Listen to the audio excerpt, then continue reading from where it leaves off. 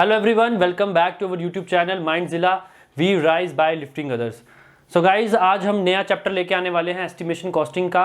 Last video में हमने अपना टाइप ऑफ एरिया किया था, उसमें हमने जो फर्स्ट चैप्टर था एस्टिमेशन कॉस्टिंग का उसको पूरा कंप्लीट कर चुके हैं। जिन्होंने इसका पहला चैप्टर नहीं देखा है पहले वो चैप्टर पढ़ लें, उसके बाद इस वीडियो की तरफ चलें। और चैप्टर का नाम जैसे कि अगर आपको सिलेबस देखा होगा तो उसमें पढ़ा ही था, आपका सेकेंड चैप्टर जो है वो है मेजरमेंट यूनिट्स। अब ये जो चैप्टर है इसमें थोड़ी थोड़ी बेसिक पॉइंट्स होते हैं समझने वाले, वो मैं आपको समझा दूंगा। बेसिकली ये जो चैप्टर बहुत इंपॉर्टेंट है क्योंकि इसी में से बहुत ज़्यादा ऑब्जेक्टिव क्वेश्चंस आते हैं। और ऐसा नहीं है कि आएंगे, मैं बता रहा हूँ आपको कि अगर आप ये मटेरियल जो मैं आपको प्रोवाइड कर रहा हूँ अगर इसको अच्छे से लर्न आउट कर लोगे, फाइंड आउट कर लोगे, अपने दिमाग में बिठा लोगे तो कोई ऐसा क्वेश्चन नहीं होगा, कोई भी ऐसा, देखो गौर करना मेरी बात पे, कोई भी ऐसा क्वेश्चन नहीं होगा जिसको आप ना कर सको। तो गाइज अभी हम चैप्टर का नाम मैं फिर से लिख देता हूं। यूनिट कौन सा करेंगे हम? यूनिट सेकंड यूनिट की तरफ चलेंगे। सेकंड यूनिट का नाम क्या था? Measurement units. जितने भी मेजरमेंट यूनिट्स हैं हम उनको आज करेंगे, ठीक है? ठीक है गाइज, तो अभी पहला मैं पॉइंट वाइज स्टार्ट करता रहूंगा। पॉइंट पहला आएगा, जो सेकंड आएगा, इस तरह से आपको लिखाता जाऊंगा। सबसे पहले मैं आपको एक बात बता दूं कि सबसे पहले आता है अपने पास ऑर्डर ऑफ बुकिंग।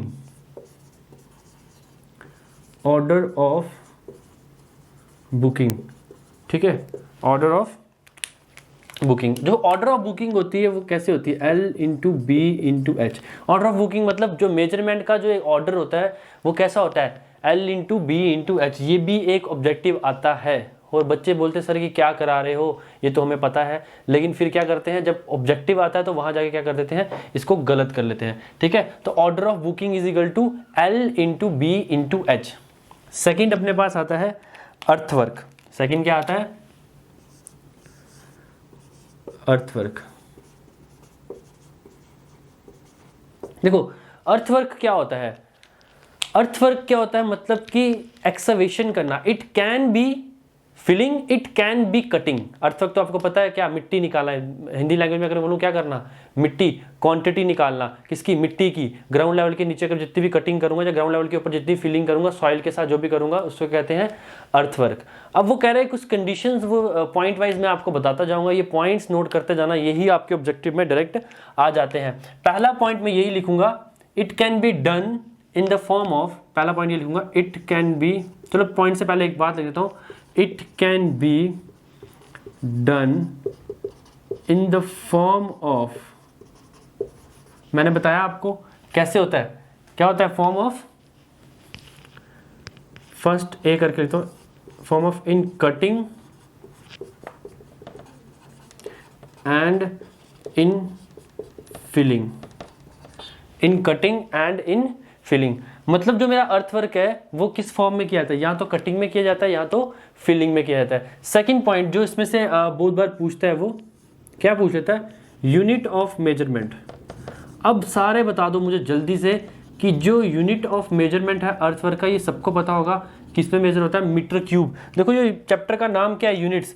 तो याद रखना, गौर करना कि हमने क्या करना है चैप्टर में। इस चैप्टर में हमें पता होना चाहिए हर एक चीज़ का यूनिट, जो भी हम मेजरमेंट में यूज़ करते हैं उसका यूनिट क्या है, किस में उसको मेजर करते हैं। याद रखना जो unit of measurement for earthwork is कितना होता है? क्या होता है? मीटर क्यूब होता है। कितना होता है? Metre cube. अब साथ ही साथ एक पॉइंट में और ऐड करना चाहूँगा इसमें, मोड ऑफ पेमेंट। मैं ऐड करना चाहूँगा मोड ऑफ पेमेंट। देखो पेमेंट का भी एक मोड होता है कि भाई किस तरह से पेमेंट की जाती है अर्थवर्क। जैसे अगर मैंने कटिंग कर दी तो मुझे पेमेंट भी लेनी है ना, कॉन्ट्रैक्टर हूं अगर मैं, तो मुझे गवर्नमेंट से क्या करना, मुझे पैसे भी लेने। तो वो पेमेंट का जो मोड होगा मुझे किस तरह से किया जाएगा वो होगा पर परसेंटेज क्यूबिक मीटर। इसको ऐसे लिख सकते हैं, पर 100 मीटर क्यूब। समझे? परसेंटेज क्या मतलब 100, तो पर परसेंटेज क्यूबिक मीटर में हम क्या करते हैं? मोड ऑफ पेमेंट करते हैं गाइस, ठीक है? पेमेंट करते हैं। अब एक चीज मैं आपको और बताना चाहूंगा कि जब हम मोड ऑफ पेमेंट करते हैं तो मोड ऑफ पेमेंट जो होती है उसमें बड़ी सारी चीज़ों को हम ऐड कर लेते हैं। जब हम कटिंग करते हैं ना, अर्थवर्क करते हैं, तो उसमें 2-3 पॉइंट्स हम ऐड करते हैं। क्या ऐड करते हैं? एक करते हैं ऐड लीड, एक करते हैं लिफ्ट। अब ये ऑब्जेक्टिव बहुत बार आ चुका है कि लीड कितने मीटर तक अलो होती है जो पेमेंट के अंदर इंक्लूड होती है, और लिफ्ट कितने मीटर अलाउड होती है जो पेमेंट के अंदर इंक्लूड होती है। इस पॉइंट में, इसको पॉइंट की फॉर्म में हम लिख देंगे। पॉइंट की फॉर्म में इस तरह लिखेंगे कि बेसिक पेमेंट बेसिक क्या लिखेंगे, basic payment rate includes 30 metre lead and 1.5 metre lift. अब इसमें जो इंपॉर्टेंट पॉइंट है मैं उसको मार्क कर दूंगा। देखो मैं आपको बताऊँ, कॉपी पे भी जब नोट डाउन करते हो तो इसको क्या कर दिया करो, मार्क डाउन कर लिया करो।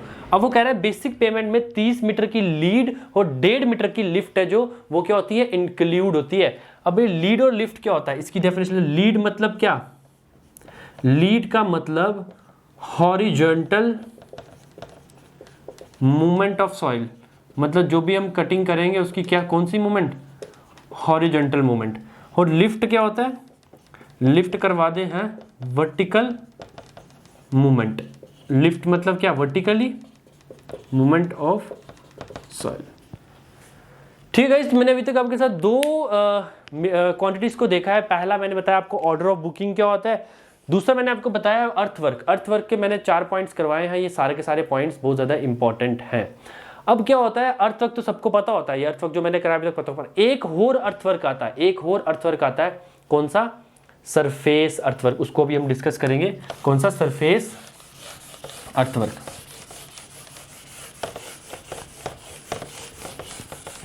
ठीक है, देखो पॉइंट में लिख देता हूं। थर्ड पॉइंट, हम 2 पॉइंट हमने कर लिए, थर्ड में चल रहे हैं हम। थर्ड क्या बोला उसने, surface earthwork.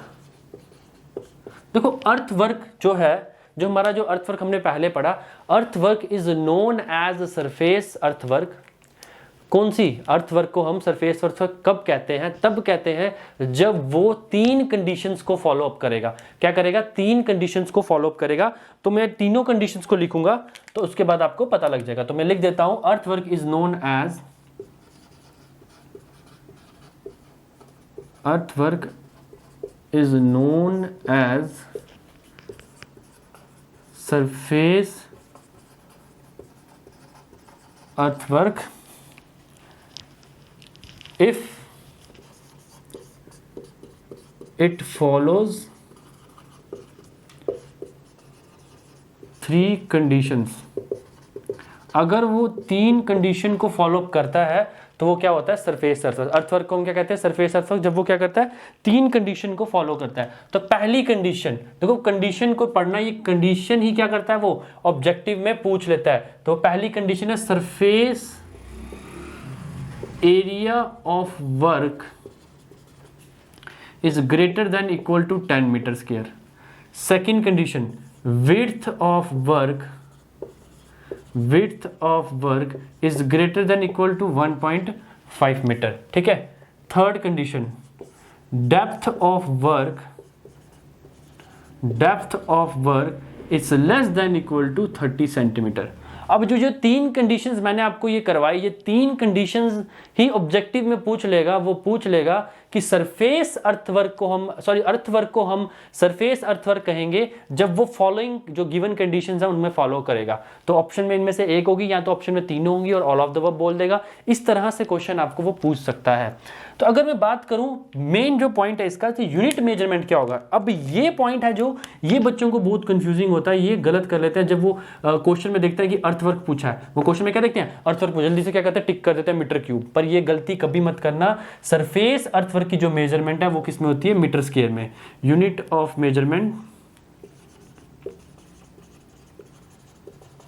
Is equal to metre square. याद रखना, ये चीज बहुत इंपॉर्टेंट है कि जो इसका जो यूनिट है वो क्या होता है, मीटर स्क्वायर होता है। फिर से बता रहा हूं, इसका जो यूनिट है वो क्या होता है, मीटर स्क्वायर होता है। अगर इसका यूनिट मीटर स्क्वायर है तो मतलब इसकी मोड ऑफ पेमेंट कैसे होगी, मोड ऑफ पेमेंट कैसे होगी, मैंने बताया आपको, पर परसेंटेज मीटर स्क्वायर। अब पहले क्या था, मीटर क्यूब, अब मीटर स्क्वायर। मैं दोनों को फिर से एक्सप्लेन कर देता हूं। एक होता है अपने पास अर्थवर्क, एक होता है अपने पास सरफेस अर्थवर्क।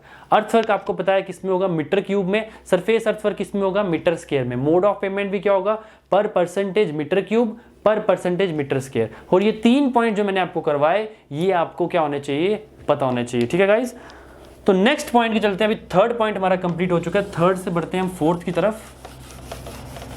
फोर्थ पॉइंट की तरफ देखते हैं, उसको डिस्कस करते हैं। फोर्थ पॉइंट में लिखो सॉइलिंग। फोर्थ पॉइंट क्या है, सॉइलिंग। अब सॉइलिंग क्या होता है वो आपको थोड़ा सा एक्सप्लेन कर देता हूँ पहले मैं। सॉइलिंग में देखो, सॉइलिंग का मतलब क्या है? सॉइलिंग का मतलब ही यही है कि क्या होता है कि जब हम एक्सकवेशन करते हैं, मिट्टी को हटाते हैं, तो क्या होता है, हमारी जो मिट्टी होती है, नीचे की बेस होती है, बहुत ज़्यादा सॉफ्ट होती है।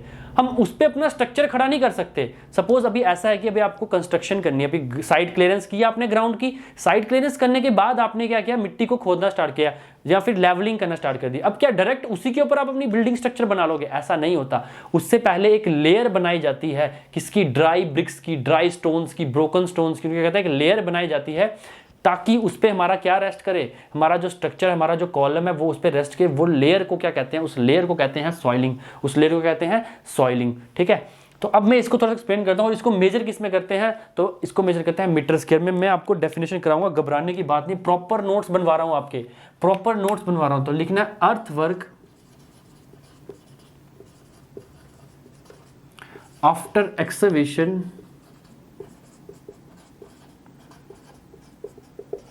earthwork after excavation is soft. Earthwork, sorry, earth surface, I'm taking my words back. Earth surface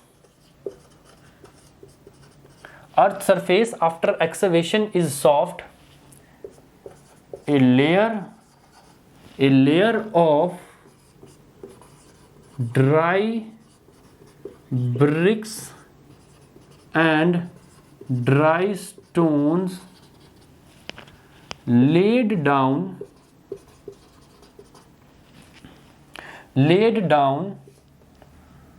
and column in which column may be rested। ठीक है, तो ये इसकी डेफिनेशन आ रही है। अर्थ सरफेस आफ्टर एक्सकवेशन क्या हो जाएगी? सॉफ्ट हो जाएगी। तो हम क्या करेंगे? A layer of dry stones, dry bricks lay down करेंगे। उस लेयर के ऊपर क्या होगा, हमारे या तो हमारे कॉलम क्या करेगा, मे बी रेस्टेड करेगा। तो इस चीज को क्या कहते हैं? This layer is known as soiling. ठीक है, this layer is known as soiling. अब जो मेन पॉइंट आपको पता होना चाहिए, unit of measurement. Unit of measurement क्या अपने पास? Metre square. क्या गाइस? यूनिट ऑफ मेजरमेंट है मीटर स्क्वायर। ठीक है, फोर्थ हमने डिस्कस कर चुके हैं। फोर्थ के बाद हम करेंगे फिफ्थ है अपने पास ब्रिक वर्क।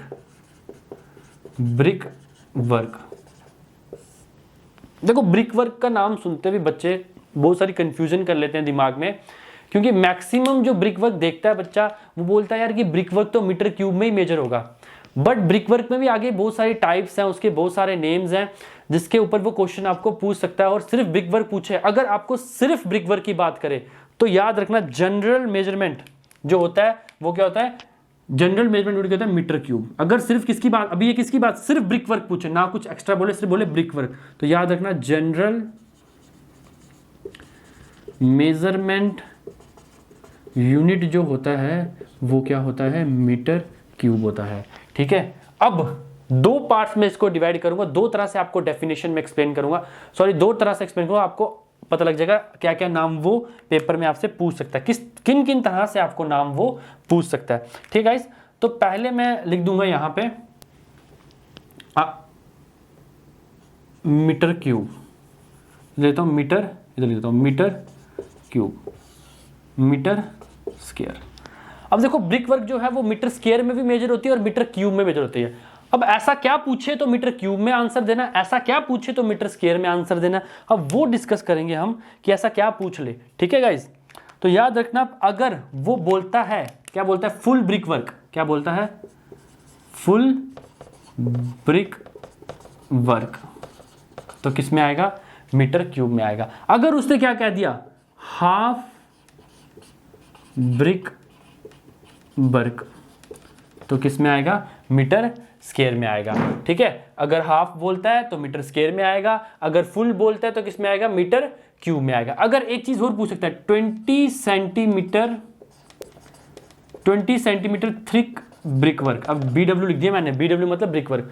अगर उसने बोल दिया 20 सेंटीमीटर थिक ब्रिक वर्क तो मतलब मीटर क्यूब में आएगा। अगर उसने बोल दिया 10 सेंटीमीटर थिक BW मतलब ब्रिक वर्क तो किस में आएगा, मीटर स्क्वायर में आएगा। तो किस में आएगा, मीटर स्क्वायर में आएगा। एक पॉइंट और बताऊंगा आपको, अगर उसने बोल दिया, क्या बोल दिया, अगर उसने आपको बोल दिया 9 इंच वॉल, क्या बोल दिया 9 इंच वॉल तो भी किस में आएगा, मीटर क्यूब में आएगा। अगर उसने बोल दिया 4 इंच वॉल तो किस में आएगा, मीटर स्क्वायर में आएगा। एक पॉइंट और हो गया। एक पॉइंट आप और बोल सकते हो उसमें, अगर उसने बोल दिया लोड वेरिंग वॉल, अगर उसने बोल दिया लोड वेरिंग वॉल तो किस में आएगा, लोड वेरिंग वॉल किस में आएगा, मीटर क्यूब में आएगा। अगर उसने बोल दिया नॉन लोड वेरिंग वॉल तो पर वो नॉन लोड वेरिंग वॉल नहीं बोलेगा, वो क्या बोलेगा, पार्टीशन वॉल। क्या बोलेगा, पार्टीशन वॉल तो किस में आएगा, मीटर स्क्वायर में आएगा। एक नाम और दूंगा, हनीकॉम्ब वॉल, वो भी किस में आएगा, मीटर स्क्वायर में। क्या आएगा, हनीकॉम्ब वॉल, वो क्या आएगा, मीटर स्क्वायर में आएगा। तो गाइस ब्रिक वर्क का जितना भी दो कंपैरिजन थे मैंने आपको करके बता दिए कि मीटर क्यूब का होगा तो इस तरह से पूछेगा, मीटर स्क्वायर का होगा तो इस तरह से पूछेगा गाइस। तो अभी हम एक काम करते हैं, इसकी डिडक्शन भी पढ़ लेते हैं। क्या पढ़ लेते हैं, डिडक्शन। डिडक्शन पढ़ लेते हैं। डिडक्शन कौन कौन सी ऐसी डिडक्शन है जो ब्रिक वर्क में क्या होती है, यूज होती है। तो अगर मैं डिडक्शन की बात करूं तो 4 पॉइंट्स है मेरे पास डिडक्शन के। अब ऐसा है ना कि जो ब्रिक वर्क है ना, अगर हम ब्रिक वर्क करते हैं तो उसमें कुछ डिडक्शन भी होती है, वो भी हमने क्या करनी होती है, मेजर कर। डिडक्शन का पॉइंट्स है, ठीक है। डिडक्शन के पहले पहला पॉइंट है कि इफ, मैं सीधे पॉइंट लिखा रहा हूं, इसको आप पढ़ लेना, ठीक है। वो कहेगा if area is limited to, if the area of the opening, अगर कोई ओपनिंग प्रोवाइड की जा रही है तो पहला पॉइंट आएगा if area of opening is limited to 1000 centimetre square, 1000 centimetre square तो मतलब क्या आएगा, नो डिडक्शन। ये याद रखना, ऑब्जेक्टिव में पूछता है, ये डायरेक्ट ऑब्जेक्टिव में आता है। Second, if area of opening is more than 1000 centimetre square, deduction applied, मतलब डिडक्शन होगा। देखो दो पॉइंट मैंने आपको बता दिए, 1000 सेंटीमीटर स्क्वायर से कम की ओपनिंग होगी, लिमिटेड होगी तो मतलब नो डिडक्शन, अगर इससे ज्यादा होगी तो मतलब डिडक्शन आएगी। एक और पॉइंट, 2 पॉइंट्स और आपको लर्न करने हैं, 2 पॉइंट्स इसके और लर्न करने हैं। If total end cross section of beam, तीसरा पॉइंट लिखना है, if total end cross section of beam या फिर purlins is limited to 500 centimetre square, इधर लिख देता हूं, limited to 500 centimetre square, no deduction. ये इंपॉर्टेंट पॉइंट्स हैं, ठीक है, इसको रेड पेन से कॉपी पे लिख देना, ठीक है। Third, if total end cross section of beam and Perlin is more than 500 centimetre square, deduction applied. देखो गाइज 4 पॉइंट है, फिर से एक्सप्लेन करूंगा, ब्रिक वर्क को ही पूरा एक्सप्लेन कर दूंगा। मैंने आपको बताया ब्रिक वर्क मीटर क्यूब में भी होता है, मीटर स्क्वायर में भी होता है, बस नेम डिफरेंट होगा। ऑप्शन में आपको बस देखना है कि आपको क्वेश्चन में कौन सा पूछा है, ठीक है। अब उसने क्या दे दिया है, उसने डिडक्शन दे दिया। उसने बोला कि अगर मेरा कोई एरिया ऑफ ओपनिंग, अगर मैं ब्रिक वर्क कर रहा हूं और वहां पे कोई ऐसी ओपनिंग आती है जो 1000 सेंटीमीटर स्क्वायर से लिमिटेड है तो कोई भी डिडक्शन नहीं करूंगा। जो मैं कैलकुलेट करूंगा अपनी क्वांटिटी ब्रिक वर्क की, उसमें कोई भी डिडक्शन नहीं करूंगा। बट अगर ऐसा हुआ कि 1000 सेंटीमीटर स्क्वायर से ज्यादा होगी तो मैं क्या करूंगा, डिडक्शन करूंगा। क्या करूंगा, डिडक्शन करूंगा। 2 पॉइंट ये हो गए। थर्ड पॉइंट, उसने बोला कि टोटल एंड क्रॉस सेक्शन, यहां पे बीम जुड़ रहे हैं, एंड क्रॉस सेक्शन, जब क्रॉस सेक्शन हो रहा है वहां पे अगर हमारी जो ओपनिंग है वो क्या हो रहा है, लिमिटेड टू एंड कितना हो रहा है, 500 सेंटीमीटर स्क्वायर हो रहा है तो नो डिडक्शन। अगर 500 सेंटीमीटर स्क्वायर से ज्यादा हो रहा है तो अपना क्या आएगा, डिडक्शन अप्लाइड होगा भैया, डिडक्शन अप्लाइड होगा, ठीक है गाइस। तो अभी नेक्स्ट पॉइंट पे चलते हैं। अभी तक होप आपको ये सारा का सारा ब्रिक वर्क समझ आ गया हो। तो अभी हम 6th पॉइंट पे चलेंगे। 6th पॉइंट पे आप एक्सप्लेन करेंगे, सॉरी ये कौन सा था, ये 4th पॉइंट था। ब्रिक वर्क 5th था, 5th था, फर्स्ट सेकंड 5th था। अभी हम 6th पे एक्सप्लेन करेंगे। 6th पॉइंट हमारे पास आ जाएगा, देखो 6th पॉइंट अपने पास आता है आरसीसी वर्क या फिर कंक्रीट वर्क। क्या आता है, आरसीसी वर्क या फिर कंक्रीट वर्क। 6th पॉइंट क्या आता है, RCC work and concrete work. देखो दो वर्क आते हैं, एक आता है अपने पास आरसीसी वर्क और अपना कंक्रीट वर्क। पहले जो हमारा मेन मकसद है, मकसद क्या, यूनिट ऑफ मेजरमेंट को जानना, तो दोनों का लिख लेते हैं यूनिट, दोनों का unit of measurement, unit of measurement for concrete work. ये तो बहुत इजी है, कंक्रीट वर्क तो सबको पता होगा, पता होगा, अभी तक तो सबको पता होगा।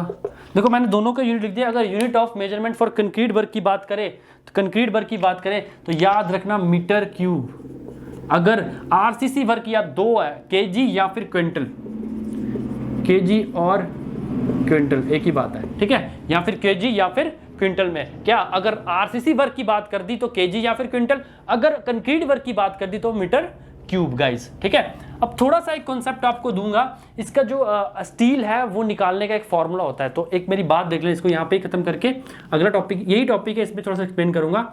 देखो मुझे पता है सबको, और क्वेश्चन में भी कई बार पूछा जाता है, वो कहता है डेंसिटी किसकी पूछ लेता है, स्टील की। अब ये तो आपको पता ही होगा डेंसिटी ऑफ स्टील कितनी होती है, अभी तो चिल्ला रहे होंगे सर पता है 7850 kg पर मीटर क्यूब, यही होती है डेंसिटी ऑफ स्टील, क्या होती है 7850 kg पर मीटर क्यूब। अब मुझे एक बात बता दो, मुझे एक बात बताओ, डेंसिटी का फॉर्मूला क्या होता है, मास अपॉन वॉल्यूम, यही होता है मास अपॉन वॉल्यूम, ये भी सबको पता होगा। अब अगर मैं इसको फॉर्मूले को लिख दूं, डेंसिटी लिख दूं 7850, डेंसिटी तो ऑफ स्टील की बात चल रही है, डेंसिटी मैंने क्या लिख दी 7850, अब इजिकल टू मास को रहने दिया ऐसे ही। अब वॉल्यूम क्या होता है, वॉल्यूम क्या होता है, एरिया इंटू लेंथ होता है वॉल्यूम, तो मैंने एरिया लिख दिया। अब किसकी बात चली, स्टील की बात चली, तो स्टील में अगर मुझे एरिया निकालना होगा तो कैसे निकलेगा, स्टील का एरिया क्या होगा, कौन सी फॉर्म में, सर्कल का फॉर्म में होगा, किसके फॉर्म में, क्या निकलेगा π/4 इंटू डाया का square into L D square, dia मैंने इसको स्पेंड कर दिया, ठीक है। तो मतलब ये मेरा क्या है, डेंसिटी, ये मेरा मास है, ये मेरा वॉल्यूम है, ये एरिया है, ये पूरा जो है ये एरिया है, कंफ्यूज मत होना, π/4 डी स्क्वायर जो मैंने लिखा ये क्या है, ये एरिया है, एरिया इंटू लेंथ क्या हो जाएगा, वॉल्यूम, वॉल्यूम हो जाएगा। अब मैं एक चीज और लिखूंगा, गायब मत हो जाना, समझना देखना। अब अगर मुझे एक बात बता दो कि जो मेरा 7850 वो किस में है, मीटर में है, बट अगर आप बाजार में लेने जाते हो, स्टील लेने जाते हो, किस में देता है, एमएम होता है ना उसका साइज, डाया क्या होता है उसका, एमएम में होता है ना, तो मैं क्या करूंगा, कन्वर्ट कर दूंगा। तो मतलब मैं ऐसे भी लिख सकता हूं m/π/4 into 5 square into 10⁻³ divide का होल स्क्वायर इंटू एल, मैं ऐसा लिख सकता हूं, मैं ऐसा लिख सकता हूं। देखो कंफ्यूज मत होना, मुझे बता दो मैंने क्या किया, जो मेरे पास डाया था उसको इंटू 10⁻³ से कर दिया, क्योंकि मेरा डाया किस में है, एमएम में, और मेरी जो डेंसिटी है वो किस में थी, मीटर में, तो मैंने कन्वर्ट करके लिख दिया इस फॉर्म में ताकि ये बराबर हो जाए, अच्छे से सॉल्व कर सकूं। अब जब मैं इस फॉर्मूला निकालूंगा m/l, तो मैं लिख सकता हूं 7850 इंटू π/4 इंटू 10⁻6 इंटू डाया का स्क्वायर, ये लिख सकता हूं 7850 इंटू π/4 इंटू 10⁻6 इंटू डाया का स्क्वायर। अब डायरेक्ट फॉर्मूला बन जाएगा। अब मैंने कुछ नहीं करना, m/l is equal to dia का स्क्वायर अपॉन 162, ये मेरा क्या आ जाएगा, फॉर्मूला आ जाएगा। किसका फॉर्मूला आ जाएगा, अगर मुझे क्या निकालना है, मास ऑफ स्टील, क्या निकालना है, मास ऑफ स्टील निकालना है पर यूनिट लेंथ, ये क्या है, m/l क्या, मास ऑफ स्टील पर unit length, unit length cut गया, फिर से ले देता हूं, मास ऑफ स्टील पर यूनिट लेंथ, ठीक है। अब ये डाया किस में है, अब इस डाया को ये मत समझना ये मीटर में, मैंने फॉर्मूला ही पूरा इस तरह से किया कि डाया एमएम में रखूंगा और मेरा जो मास है वो किस में आएगा, केजी में आएगा, मैंने फॉर्मूले में ही कन्वर्ट किया। तो याद रखना जो डाया है, डाया इज इन एमएम, याद रखना डाया किस में पुट करना है, डाया ऑफ स्टील किस में पुट करना है, एमएम, किसका डाया। अब ये भी लिख देता हूँ, कई बच्चों को तो पता नहीं सर क्या करा रहे हैं, भूल जाएंगे, बोलेंगे डाया लिख दिया पर पता नहीं किसका, dia of steel in mm, steel का डाया एमएम में इसमें पुट करूंगा तो मेरे पास क्या आ जाएगा, मास। देखो जो मैंने फॉर्मूला लिखा है इस पे हम क्वेश्चंस करेंगे, 2-3 तो आपका पॉइंट ऑफ व्यू क्लियर हो जाएगा। मैं फिर से बता रहा हूं, मुझे पता है मेरी डेंसिटी ऑफ स्टील क्या होती है 7850 kg पर मीटर क्यूब। मेरे को पता डेंसिटी का फॉर्मूला क्या था, मास अपॉन वॉल्यूम। डेंसिटी मैंने यहां रख दी, मास वैसे ही रखा, क्योंकि मुझे क्या निकालना है, स्टील का मास निकालना है। स्टील का क्या निकालना है, मास निकालना है। तो मैंने यहां पे क्या किया, π/4 d² इंटू एल कर दिया। डी मतलब ये डाया है, एरिया इंटू एल किया तो मेरा वॉल्यूम था। मैंने इसको कन्वर्ट करके एक फॉर्मूला बना दिया, M/L is equal to dia का स्क्वायर बाय 162, जो एक हर बच्चे को पता होगा, पर ये नहीं पता होगा ये फॉर्मूला आया कैसे। ठीक है, बच्चों को फॉर्मूला पता होगा पर ये नहीं पता होगा ये फॉर्मूला आया कैसे, मैंने आपको बता दिया। अब मुझे किसी भी स्टील का डाया बता दो, मैं उसका क्या बता दूंगा आपको, वेट बता दूंगा, पर यूनिट लेंथ वेट बताऊंगा, पर यूनिट लेंथ M/L क्या बता दूंगा, पर यूनिट लेंथ क्या बता दूंगा, उसका वेट बता दूंगा। तभी आपको पता होगा अगर ये फॉर्मूला हो, इसी फॉर्मूले से आप पूरी बार बेंडिंग शेड्यूल का स्टील भी निकाला जाता है, कितने क्वांटिटी ऑफ स्टील यूज हो रहा है साइट पे, तो वो भी हम इसी फॉर्मूले से निकालते हैं। ठीक है, एक लास्ट पॉइंट आपको नोट में लिखना है। ठीक है, एक लास्ट पॉइंट नोट में, मैं ऊपर से मिटा रहा हूं। ठीक है, क्वेश्चन को बढ़ने की तरफ से पहले एक लास्ट पॉइंट लिख लो, नोट में लिख लो, फॉर कैलकुलेशन ऑफ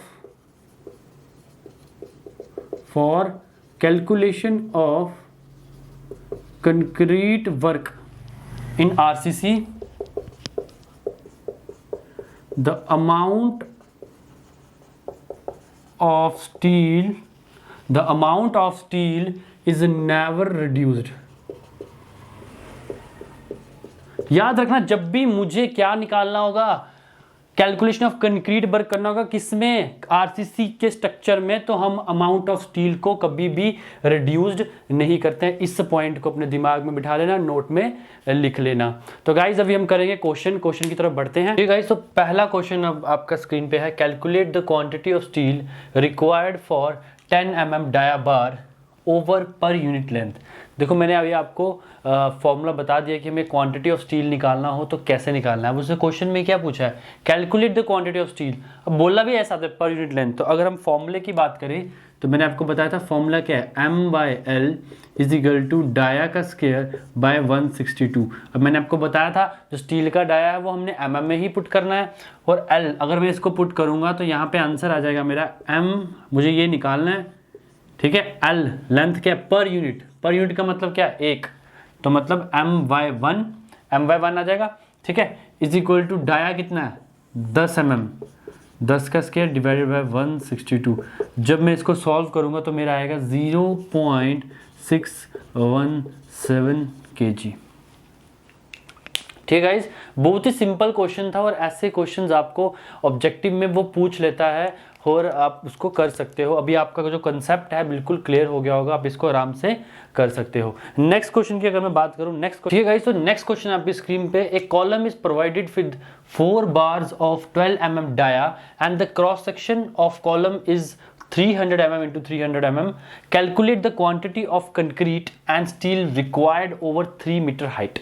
देखो उससे दो चीजें पूछ ली, एक तो कंक्रीट की क्वांटिटी पूछ ली और साथ ही साथ किसकी पूछ ली है, स्टील की पूछ ली। अगर मैं बात करूं, मैंने आपको थोड़ी देर पहले बताया था कि हम जब क्वांटिटी ऑफ जो कंक्रीट निकालते हैं उसमें हम क्या करते हैं, स्टील की क्वांटिटी को क्या करते हैं, रिड्यूस नहीं करते। सबसे पहले मैं क्या करूंगा, सबसे पहले मैं यही करता हूँ। अगर मैं सोल्यूशन की बात करूँ, सबसे पहले मैं क्या निकालूंगा, क्वांटिटी ऑफ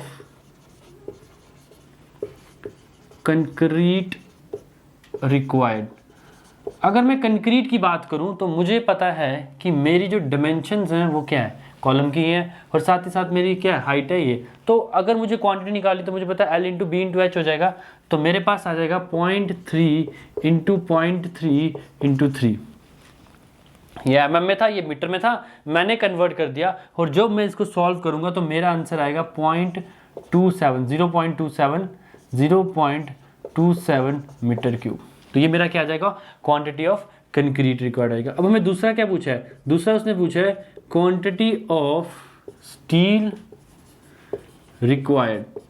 ठीक है, अब वो स्टील भी पूछ रहा है। अब मैंने आपको फॉर्मूला बताया M/L is equal to dia square by 162। But अब वो पूछ रहा क्या है, क्वांटिटी पूछ रहा है, पर यूनिट लेंथ नहीं पूछ रहा है, वो सीधे पूछ रहा है M। मुझे क्या निकाल के दिखाना है, मुझे इसको निकाल के दिखाना है, ये वाला M निकाल के दिखाना है। अब मुझे L पता है, लेंथ पता है, बिल्कुल पता है, लेंथ भी पता है, डाया मुझे पता है, मैं सब कुछ निकाल सकता हूँ, कोई इशू ही नहीं है। अपने आराम से ये क्वेश्चन को हम क्या कर सकते हैं, सॉल्व कर सकते हैं। अगर मैं इससे कहूँ ऐसे, तो मैं क्या करूँगा, m is equal to dia कितना मेरे पास 12 mm, 12 का स्क्वायर 12 का स्क्वायर बाय 162। अब एक चीज़ है, इसमें 4 बार्स दे दिए उसने, तो याद रखना जितने बार्स दिए होंगे आपने उसको क्या करना है, उतने से क्या कर देना है, मल्टीप्लाई कर देना है। अब हाइट कितनी दी है, ओवर 3 मीटर, 3 मीटर के लिए कहा है इसने, कॉलम क्या 3 मीटर, तो मतलब लेंथ क्या हो जाएगी यहाँ पे, एल क्या हो जाएगा 3 हो जाएगा। जब मैंने इसको सॉल्व किया, जब मैं इसको पूरा सॉल्व करूंगा तो मेरा आ जाएगा 10.60 kg, क्या आ जाएगा 10.60 kg। तो वो गाइस ये क्वेश्चन आपको जो मैंने करवाया ये समझ आ गया होगा, बहुत ही सिंपल क्वेश्चन है। मैंने इससे पहले आपको एक फॉर्मूला डिराइव कराया था कि कैसे फॉर्मूला ड्राइव हुआ, और उसी फॉर्मूले के बेसिस पे हम ये क्वेश्चंस कर रहे हैं। तो नेक्स्ट क्वेश्चन की तरफ बढ़ते हैं। तो गाइस नेक्स्ट क्वेश्चन आपकी स्क्रीन पे है, नेक्स्ट क्वेश्चन को पढ़ेंगे हम। वो कह रहा है slab is 2 metre into 2 metre dimension with 100 mm thickness, 10 mm dia bar are provided at 100 mm spacing along one direction only, ये one direction की साइड ही है, ठीक है। Calculate the quantity of steel required। अब सर इसका steel निकालना है, formula वही है, फॉर्मूला चेंज नहीं होगा, mass upon L is equal to dia square by 162, फॉर्मूले में कोई चेंज नहीं होगा। बट इशू ये है कि मुझे यहाँ पे ये नहीं पता कि इतनी स्पेसिंग में कितने नंबर ऑफ वार्स यूज किए हैं हमने।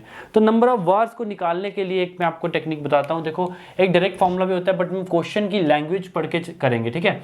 अब उसने क्या बोला है, अब उसने बोला 100 mm अगर स्पेसिंग होगी, 100 mm स्पेसिंग पे क्या होगा, मेरे एक बार होगा, यही बोला ना उसने। देखो मेरे पास टोटल लेंथ क्या, स्लैब की लेंथ क्या है 2 × 2, अगर ये मेरी स्लैब है, ये मेरी स्लैब है, तो 2 मीटर ऐसे है, 2 मीटर ऐसे है, ठीक है, दिख रहा है 2 मीटर ऐसे है, 2 मीटर ऐसे है। ऐसे अगर ऐसे उसने बोले एक ही लेंथ में क्या कर रहे हैं मेरे जो वो हैं डाया बार यूज हो रहे हैं, वो एक ही लेंथ के लॉन्ग चल रहे हैं। तो मतलब मुझे अगर ऐसे लूँ या ऐसे लूँ, है तो सिमिलर ही है, उसने डायमेंशंस क्या दे दिए, सिमिलर दे दिए।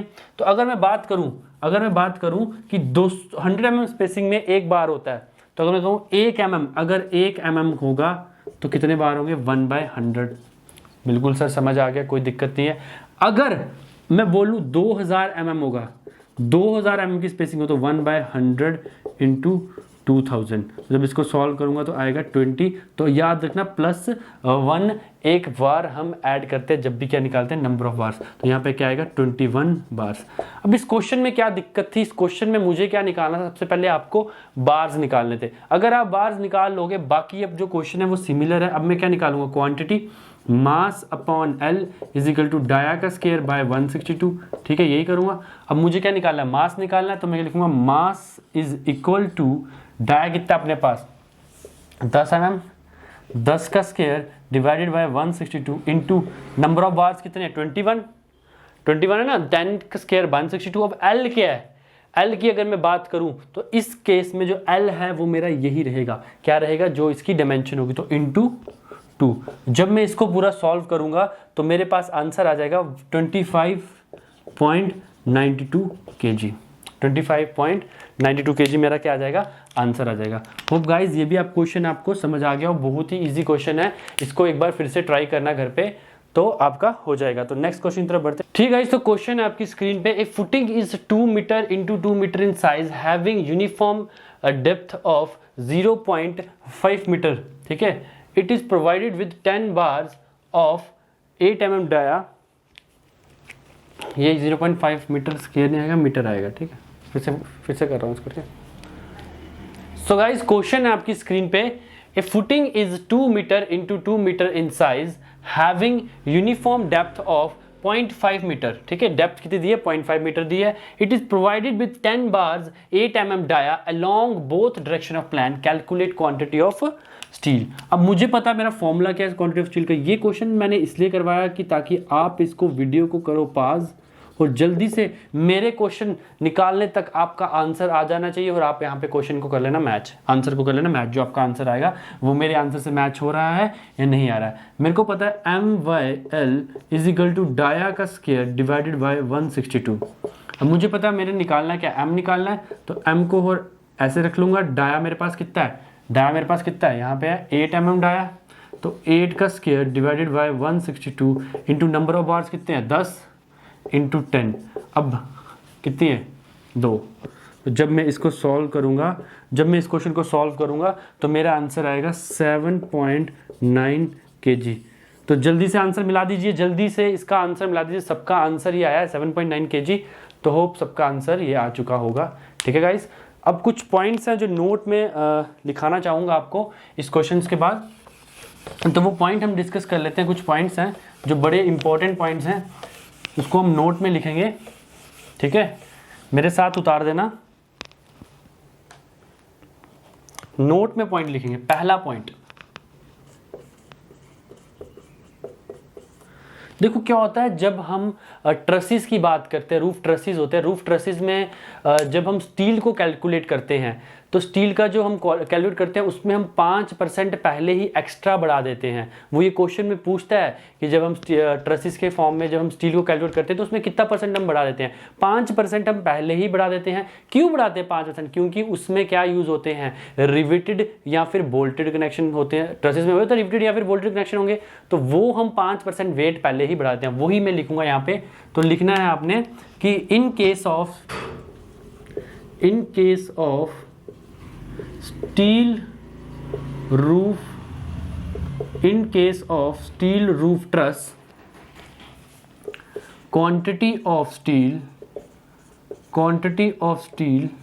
is increased by 5% in the form of riveted and bolted connection. जो भी कनेक्शन दिया होगा उसकी फॉर्म में हम क्या करते हैं, 5% क्या करते हैं, हम अपने जो क्वांटिटी ऑफ स्टील है उसको पहले ही इंक्रीज कर देते हैं। तो ये 5% इज वेरी इंपॉर्टेंट, ये क्वेश्चन में पूछा जाता है आपको। ठीक है, तो सेकंड जो पॉइंट है, सेकंड पॉइंट में ये लिखूंगा। जो सेकंड पॉइंट नोट में आपको पूछ लेता है वो एक होता है होल्ड फास्ट। क्या होता है होल्ड फास्ट? जो आपने देखा होगा डोर्स और विंडोज होते हैं उनमें लगा होता है। मैं डायग्राम से बताता हूँ आपको। यहाँ पे ऐसे आपने देखा होगा, ये आपका डोर है अगर, तो इस तरह से लगा होता है। ठीक है, इस तरह से लगा होता है, उसको कहते हैं होल्ड फास्ट। तो वो क्वेश्चन पूछ लेता है कि weight of each hold and fast, weight of each hold fast कितना होता है? ये होता है 1 to 1.5 kg। याद रखना 1 kg से लेके 1.5 kg तक होता है ईच होल्ड फास्ट का वेट। दूसरा क्वेश्चन में पूछता है कि डोर्स में कितने होल्ड फास्ट यूज होते हैं और विंडोज में कितने होते हैं। ये दो क्वेश्चन पेपर में पूछता है। तो देखो मैं बताया तो डोर्स में हमेशा 6 होल्ड फास्ट यूज होते हैं और विंडोज में 3 to 4 कितने होते हैं, 3 या 4। ठीक है, 3 to 4। देखो विंडोज में कितने होते हैं, 3 से 4, और डोर्स में कितने होते हैं, 6 होल्ड फास्ट यूज होते हैं। तो गाइस ये कुछ इंपॉर्टेंट पॉइंट्स थे जो मैं चाहता हूं आप इसको नोट डाउन कर लो। तो यहाँ पे आज हम आधी वीडियो समाप्त करते हैं। इसका जो नेक्स्ट पार्ट है, जो ये रिमेनिंग पॉइंट्स मेरे रह चुके हैं, वो मैं नेक्स्ट वीडियो में कवर करूंगा।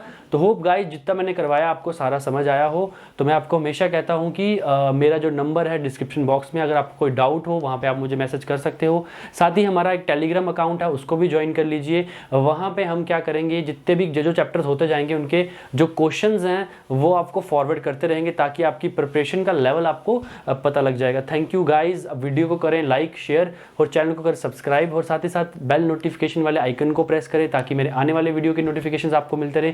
Thank you very much and have a nice day.